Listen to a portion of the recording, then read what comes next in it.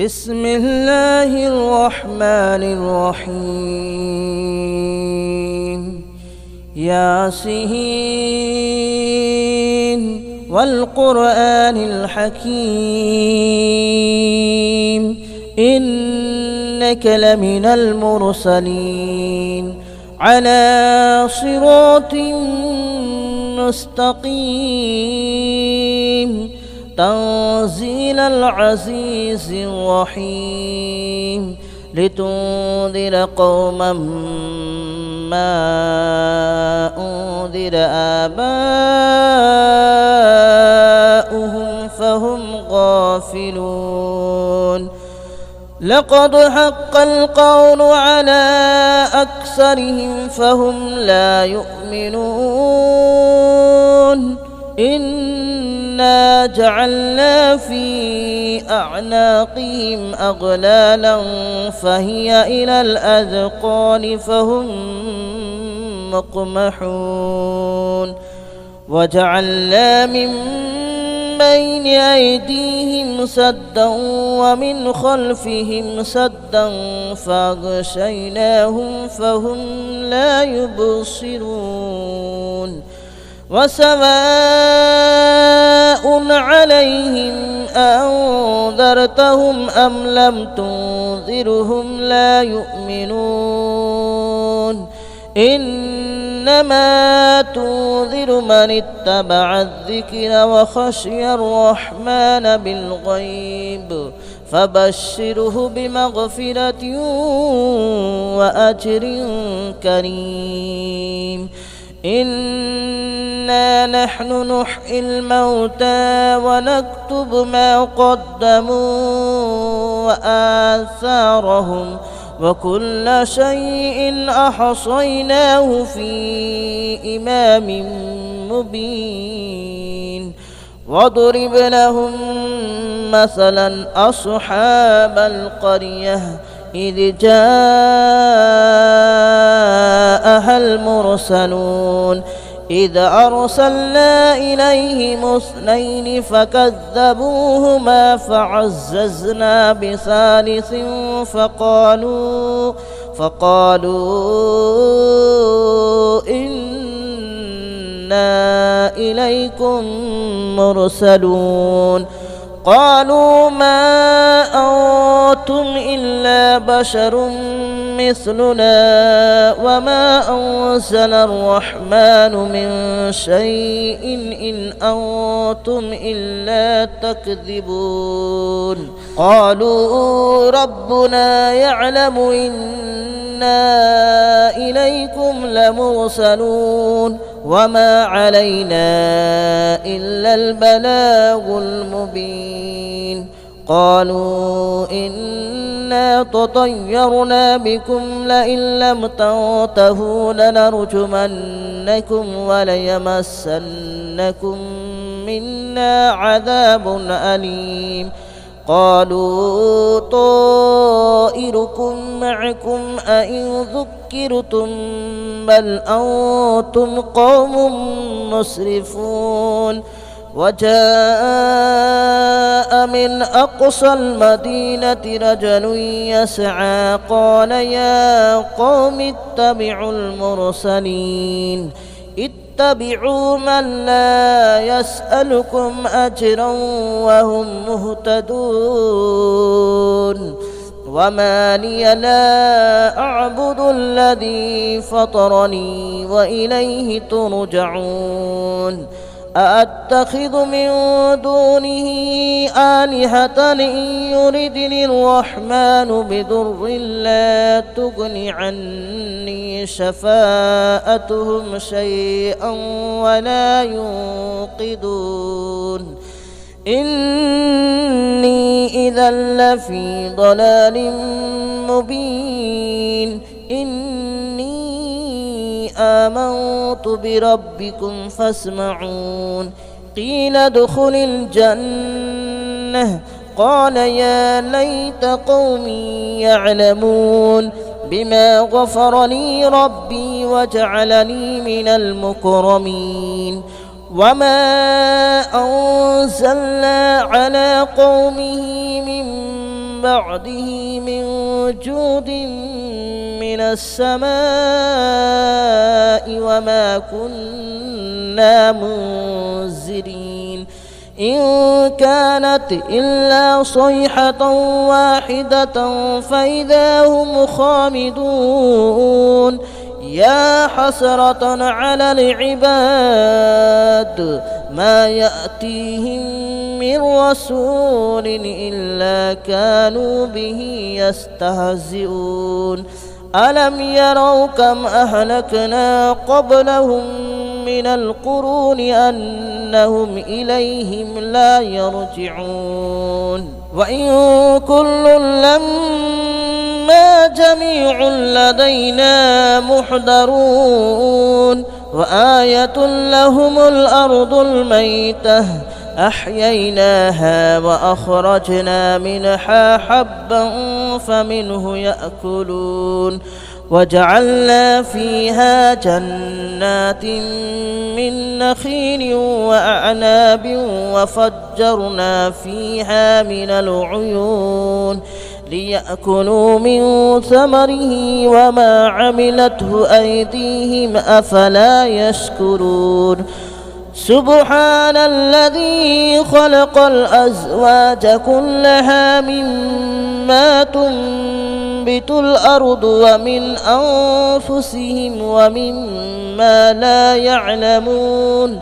وآية لهم الليل نسلخ منه النهار فإذا هم مظلمون والشمس تجري لمستقر لها ذلك تقدير العزيز العليم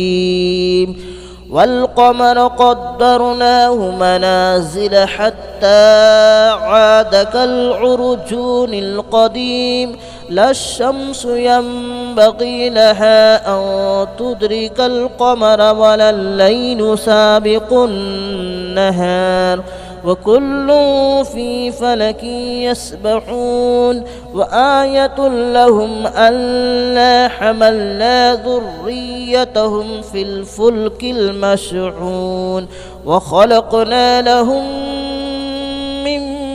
مثله ما يركبون وإن نشأ نغرقهم فلا صريخ لهم ولا هم ينقذون إلا رحمة منا ومتاعا إلى حين وإذا قيل لهم اتقوا ما بين أيديكم وما خلفكم لعلكم ترحمون وما تأتيهم من آية من آيات ربهم إلا كانوا عنها معرضين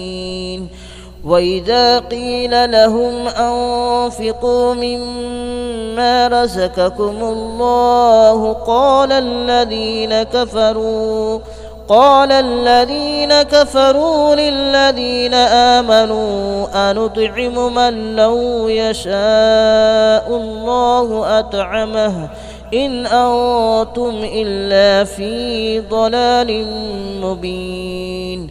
ويقولون متى هذا الوعد إن كنتم صادقين ما ينظرون إلا صيحة واحدة تأخذهم وهم يخصمون فلا يستطيعون توصية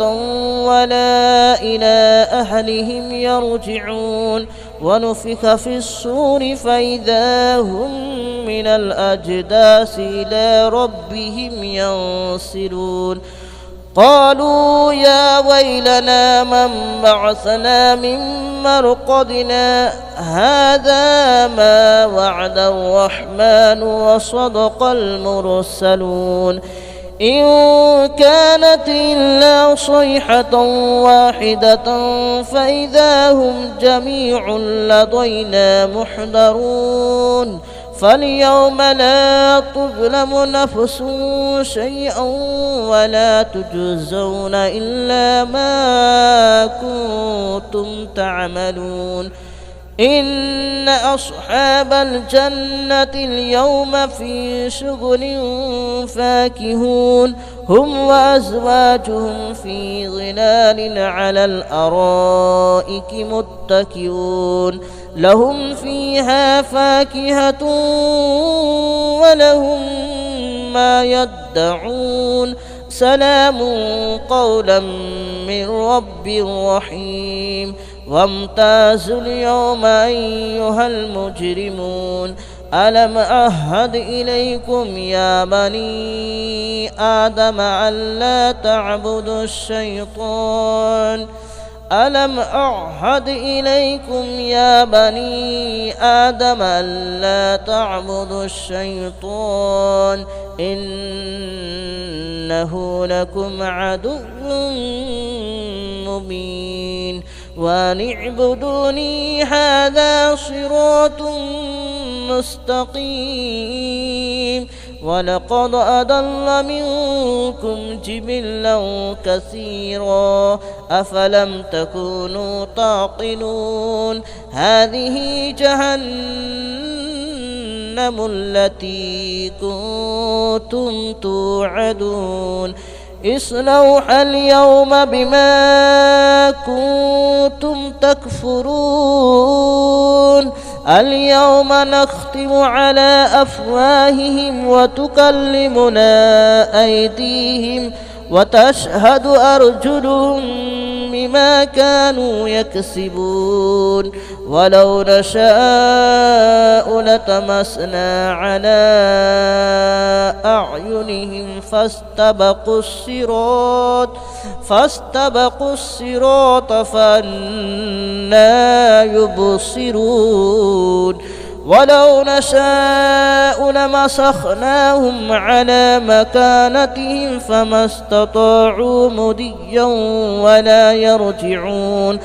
ومن نعمره ننكسه في الخلق أفلا يعقلون وما علمناه الشعر وما ينبغي له إن هو إلا ذكر وقرآن مبين لينذر من كان حيا ويحق القول على الكافرين أولم يروا أنا خلقنا لهم مما عملت أيدينا أنعاما فهم لها مالكون وذللناها لهم فمنها ركوبهم ومنها يأكلون ولهم فيها منافع ومشارب أفلا يشكرون واتخذوا من دون الله آلهة لعلهم ينصرون لا يستطيعون نصرهم وهم لهم جند محضرون فلا يحزنك قولهم إنا نعلم ما يسرون وما يعلنون أولم ير الإنسان أنا خلقناه من نطفة فإذا هو خصيم مبين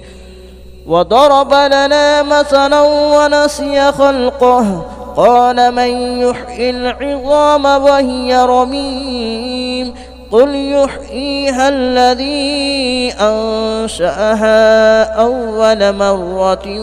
وهو بكل خلق عليم الذي جعل لكم من الشجر الأخضر نارا فإذا أنتم منه توقدون أوليس الذي خلق السماوات والأرض بقادر على أن يخلق مثلهم بلى وهو الخلاق العليم إنما أمره إذا أراد شيئا أن يقول له كن فيكون فسبحان الذي بيده ملكوت كل شيء وإليه ترجعون. بسم الله الرحمن الرحيم. الرحمن علم القرآن خلق الإنسان علمه البيان. الشمس والقمر بحسبان والنجم والشجر يسجدان. والسماء رفعها ووضع الميزان ألا تطغوا في الميزان وأقيموا الوزن بالقسط ولا تخسروا الميزان. والأرض وضعها للأنام فيها فاكهة والنخل ذات الأكمام والحب ذو العصف والريحان. فبأي آلاء ربكما تكذبان. خلق الإنسان من صلصال كالفخار وخلق الجان من مارج من نار. فبأي آلاء ربكما تكذبان. رب المشرقين ورب المغربين. فبأي آلاء ربكما تكذبان. مرج البحرين يلتقيان بينهما برزخ لا يبغيان. فبأي آلاء ربكما تكذبان. يخرج منهما اللؤلؤ والمرجان. فبأي آلاء ربكما تكذبان. وله الجوار المنشآت في البحر كالأعلام. فبأي آلاء ربكما تكذبان. كل من عليها فان ويبقى وجه ربك ذو الجلال والإكرام. فبأي آلاء ربكما تكذبان. يسأله من في السماوات والأرض كل يوم هو في شأن. فبأي آلاء ربكما تكذبان. سنفرغ لكم أيها الثقلان. فبأي آلاء ربكما تكذبان. يا معشر الجن والإنس إن استطعتم أن تنفذوا من أقطار السماوات والأرض فانفذوا لا تنفذون إلا بسلطان. فبأي آلاء ربكما تكذبان. يرسل عليكما شواظ من نار ونحاس فلا تنتصران. فبأي آلاء ربكما تكذبان. فإذا انشقت السماء فكانت وردة كالدهان فبأي آلاء ربكما تكذبان فيومئذ لا يسأل عن ذنبه إنس ولا جان فبأي آلاء ربكما تكذبان يعرف المجرمون بسيماهم فيؤخذ بالنواصي والأقدام فبأي آلاء ربكما تكذبان هذه جهنم التي يكذب بها المجرمون يطوفون بينها وبين حميم آن فبأي آلاء ربكما تكذبان ولمن خاف مقام ربه جنتان فبأي آلاء ربكما تكذبان ذواتا أفنان فبأي آلاء ربكما تكذبان فيهما عينان تجريان فبأي آلاء ربكما تكذبان فيهما من كل فاكهة زوجان فبأي آلاء ربكما تكذبان متكئين على فرش بطائنها من استبرق وجنى الجنتين دان فبأي آلاء ربكما تكذبان فيهن قاصرات الطرف لم يطمثهن إنس قبلهم ولا جان فبأي آلاء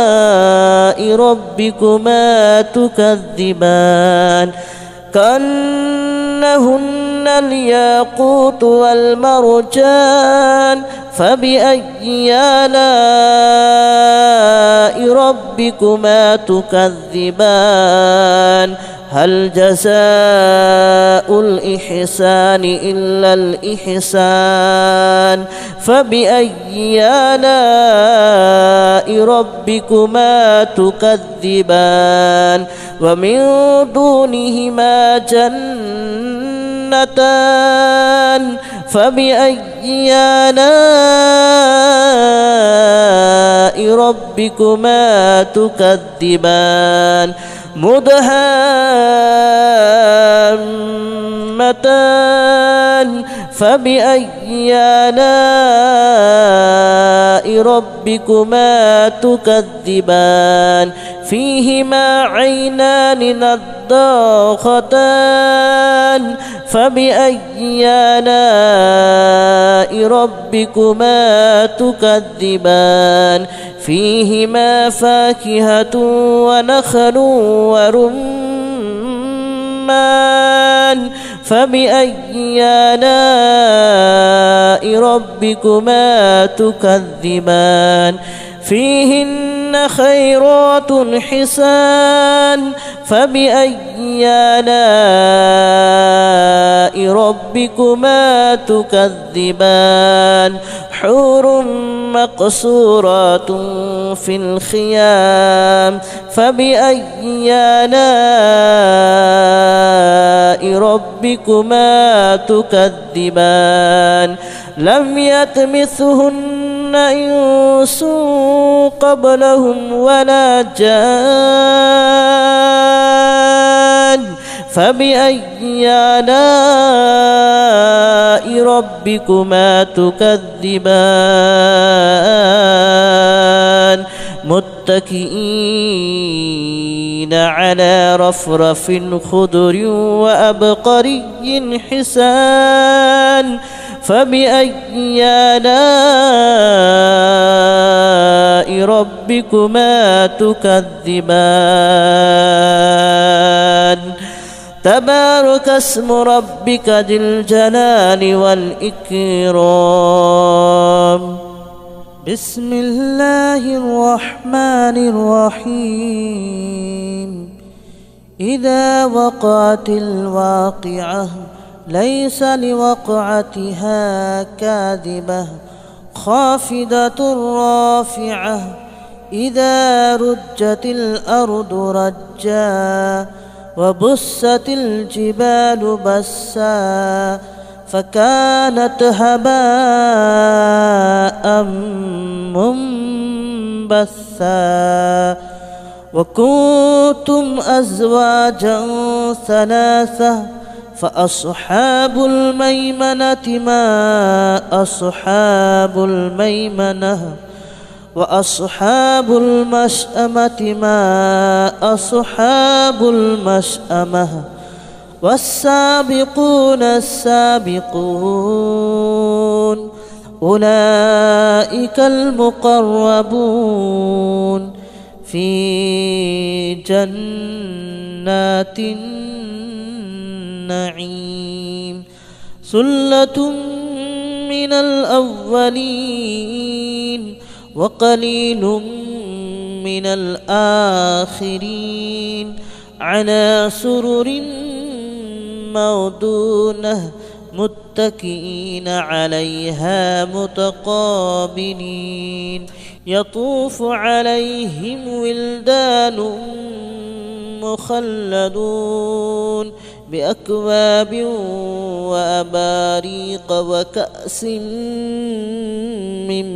معين لا يصدعون عنها ولا ينزفون وفاكهة مما يتخيرون ولحم طير مما يشتهون وحور عين كأمثال اللؤلؤ المكنون جزاء بما كانوا يعملون لا يسمعون فيها لغوا ولا تأثيما إلا قليلا سلاما سلاما وأصحاب اليمين ما أصحاب اليمين في سدر مخدود وطلح منضود وظل ممدود وماء مسكوب وفاكهة كثيرة لا مقطوعة ولا ممنوعة وفرش مرفوعة إنا أنشأناهن إنشاء فجعلناهن أبكارا عربا أترابا لأصحاب اليمين ثلة من الأولين وثلة من الآخرين وأصحاب الشمال ما أصحاب الشمال في سموم وحميم وظل من يحموم لا بارد ولا كريم إنهم كانوا قبل ذلك مترفين وكانوا يصرون على الحنث العظيم وكانوا يقولون أئذا متنا وكنا كنا ترابا وعظاما أئنا لمبعوثون أو آباؤنا الأولون قل إن الأولين والآخرين لمجموعون إلى ميقات يوم معلوم ثم إنكم أيها الضالون المكذبون لآكلون من شجر من زقوم فمالئون منها البطون فشاربون عليه من الحميم فشاربون شرب الحميم هذا نزلهم يوم الدين نحن خلقناكم فلولا تصدقون أفرأيتم ما تمنون أأنتم تخلقونه أم نحن الخالقون نحن قدرنا بينكم الموت وما نحن بمسبوقين على أن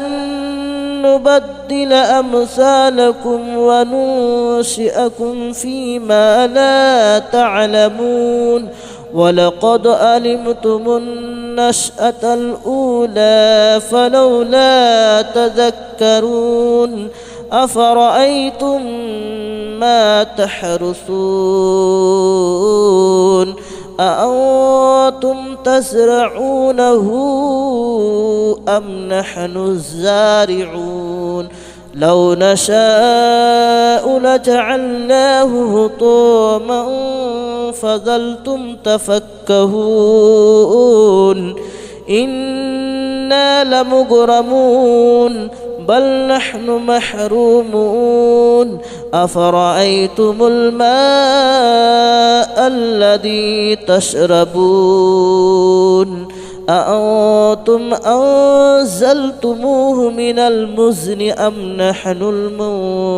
المنزلون لو نشاء جعلناه أجاجا فلولا تشكرون أفرأيتم النار التي تورون أأنتم أنشأتم شجرتها أم نحن المنشئون نحن جعلناها تذكرة ومتاعا للمتقين نحن جعلناها تذكرة ومتاعا للمقوين فسبح باسم ربك العظيم فلا أقسم بمواقع النجوم وإنه لقسم لو تعلمون عظيم إنه لقرآن كريم في كتاب مكنون لا يمسه إلا المطهرون تنزيل من رب العالمين أفبهذا الحديث أنتم مدهنون وتجعلون رزقكم أنكم تكذبون فلولا إذا بلغت الحلقوم وأنتم حينئذ تنظرون ونحن أقرب إليه منكم ولكن لا تبصرون فلولا إن كنتم غير مدينين ترجعونها إن كنتم صادقين فأما إن كان من المقربين فروح وريحان وجنة جنة نعيم وأما إن كان من أصحاب اليمين فسلام لك من أصحاب اليمين وأما إن كان من المكذبين الضالين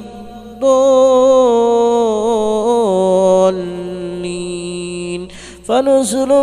من حميم وتصلية جحيم إن هذا لهو حق اليقين فسبح باسم ربك العظيم بسم الله الرحمن الرحيم تبارك الذي بيده الملك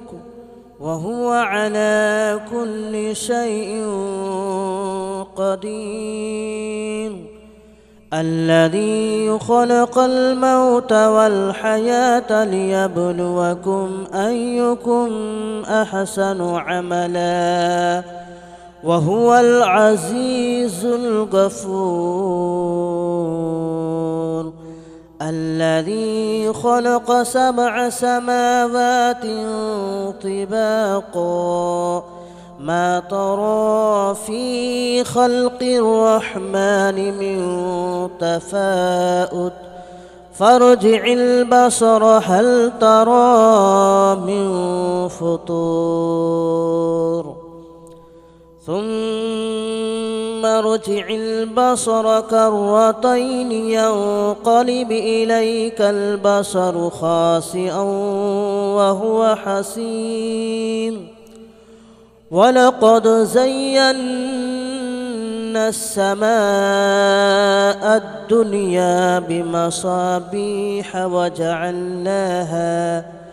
وجعلناها رجوما للشياطين وأعتدنا لهم عذاب السعير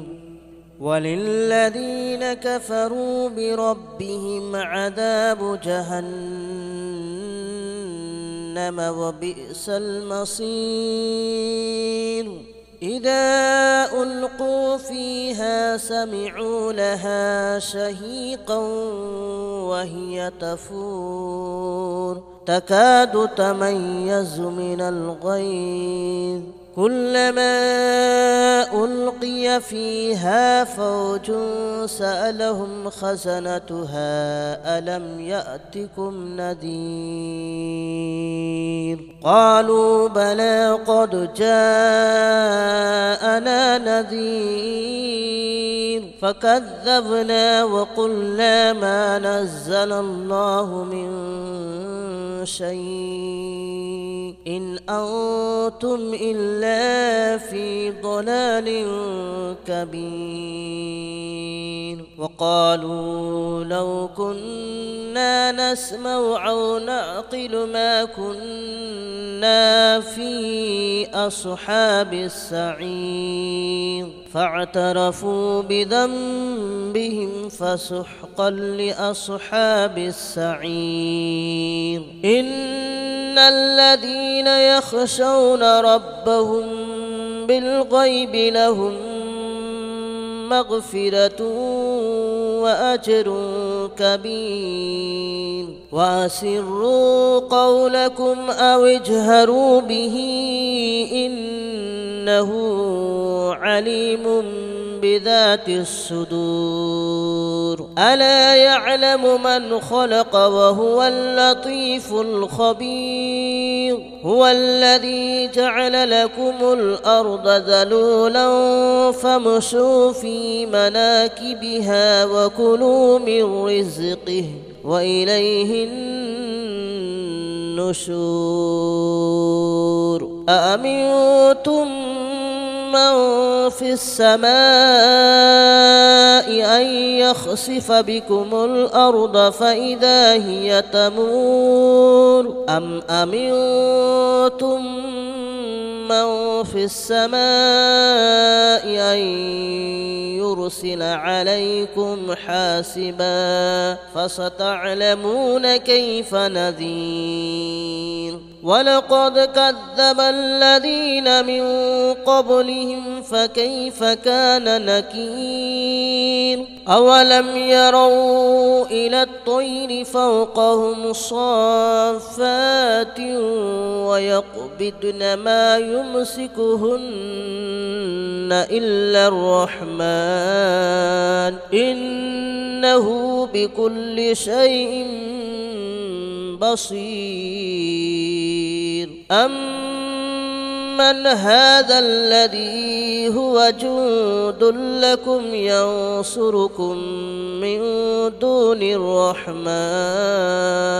إن الكافرون إلا في غرور أمن هذا الذي يرزقكم إن أمسك رزقه بل لجوا في عتو ونفور أفمن يمشي مكبا على وجهه أهدى أمن يمشي سويا على صراط مستقيم قل هو الذي أنشأكم وجعل لكم السمع والأبصار والأفئدة قليلا ما تشكرون قل هو الذي ذرأكم في الأرض وإليه تحشرون ويقولون متى هذا الوعد إن كنتم صادقين قل إنما العلم عند الله وإنما أنا نذير مبين فلما رأوه زلفة سيئت وجوه الذين كفروا وقيل هذا الذي كنتم به تدعون قل أرأيتم إن أهلكني الله ومن معي أو رحمنا فمن يجير الكافرين من عذاب أليم قل هو الرحمن آمنا به وعليه توكلنا فستعلمون من هو في ضلال مبين قل أرأيتم إن أصبح ماؤكم غورا فمن يأتيكم بماء